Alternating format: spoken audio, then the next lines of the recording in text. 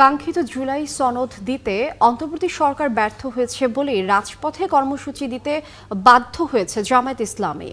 জুলাই সনদ শুধু স্বাক্ষরের মধ্যে সীমাবদ্ধ না রেখে তা বাস্তবায়নে আইনি প্রক্রিয়ার জন্য আদেশ জারির দাবি জানিয়েছেন দলের সহকারী সেক্রেটারি মাওলানা এটিএম মাসুম। ৫ দফা দাবিতে রামপুরায় জামায়াতের গণসমাবেশে কথা বলেন তিনি। জাতীয় নির্বাচন ও গণভোট একসাথে হলে বিশৃঙ্খলা পরিস্থিতি সৃষ্টি হবে বলে জানান তিনি।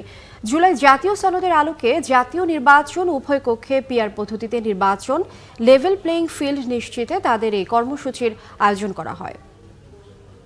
ওনারা তো উচ্চ কক্ষে পিআর পদ্ধতি মেনে নিয়েছেন, আপনারা শুনেছেন। তো গণভোট যদি ইলেকশনের দিন হয় তাহলে পিআর এর দশাটা কি হবে? আগে তো গণভোটে এটা পাস হতে হবে, এরপরেই না পিআর এর ভিত্তিতে উচ্চ কক্ষ হবে। তো ইলেকশনের দিন যদি হয় তাহলে তো গণভোট মানে উচ্চ কক্ষের এই বিষয়টাই অনিশ্চিত হয়ে যাবে। এই কারণে আমরা চেয়েছি আগেই যাতে গণভোট হয়। অতীতে অনেক গণভোট হয়েছে, 17 দিনেও কোনো গণভোট সম্পন্ন হয়েছে।